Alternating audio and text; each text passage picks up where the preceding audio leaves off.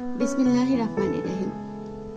আজকে লেকচার শিটের আলোচ্য বিষয় হলো অর্থের চাহিদার 2 নম্বর ধরন হচ্ছে, প্রথম ধরন হচ্ছিল লেনদেনজনিত চাহিদা, আর দ্বিতীয়টা হচ্ছে এখন সতর্কতামূলক অর্থের চাহিদা। সতর্কতামূলক অর্থের চাহিদাটা কি? ভবিষ্যতে কোনো অনিশ্চিত অপ্রত্যাশিত অবস্থার মোকাবেলা করার জন্য সতর্কতা হিসেবে বর্তমানে মানুষ কিছু নগদ অর্থ হাতে ধরে রাখতে চায়। অর্থাৎ ভবিষ্যতের কোনো অনিশ্চিত অপ্রত্যাশিত অবস্থার মোকাবেলা করার জন্য কি করে মানুষ বর্তমানে কিছু নগদ অর্থ হাতে ধরে রাখতে চায়। অর্থের এরূপ চাহিদাকে অর্থের সতর্কতামূলক চাহিদা বলা হয়ে থাকে।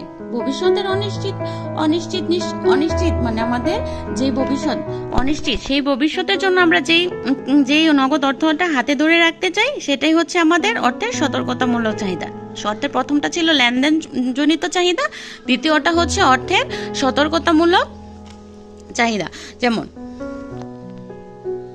ভবিষ্যতে অসুস্থ হতে পারে, ব্যবসায় ক্ষতি হতে পারে, চাকরিচ্যুত হতে পারে, কিংবা অনুরূপ কোনো অপ্রত্যাশিত পরিস্থিতির মোকাবেলা আমাদেরকে করতে হতে পারে। এই আশঙ্কায় সতর্কতামূলক অর্থের চাহিদা সৃষ্টি হয়ে থাকে। আমাদের এই অনিশ্চিত ভবিষ্যতের আশঙ্কায় সতর্কতামূলক অর্থের চাহিদাটা সৃষ্টি হয়ে থাকে। অর্থের এরূপ চাহিদা আয়ের উপর নির্ভর করে। আমাদের অর্থের যে এই সতর্কতামূলক চাহিদাটা, এটা আবার আয়ের উপর নির্ভর করে। আয় কি? আয় হচ্ছে আমরা প্রতিনিয়ত অর্থনৈতিক কর্মকাণ্ড লিপ্ত থেকে যে পরিমাণ আয় করতে পারি, নগদ অর্থ আয় করতে পারি, সেটাই হচ্ছে আমাদের আয়। এই আয়ের সাথে অর্থের সতর্কতামূলক চাহিদাটা আবার কি তোমার আবার হচ্ছে এটা সম্পর্কটা হচ্ছে ধনাত্মক।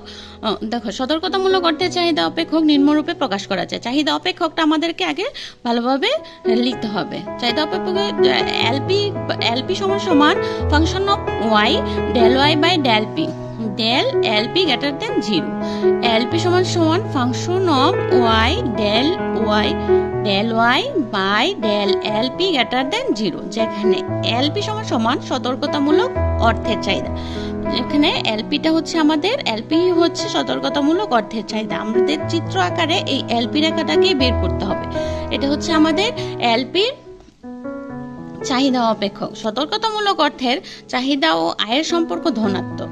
সতর্কতামূলক যে অর্থের চাহিদাটা, আমাদের যে সতর্কতামূলক যে অর্থের চাহিদাটা সৃষ্টি হয় আমাদের অনিশ্চিত ভবিষ্যতের জন্য, আমাদের যে চাহিদাটা সৃষ্টি হয়, সেটা আমাদের আবার আয়ের সাথে সম্পর্ক হচ্ছে ধনাত্মক। তাই এলপি রেখা আবার বাম থেকে ডানে ঊর্ধ্বগামী।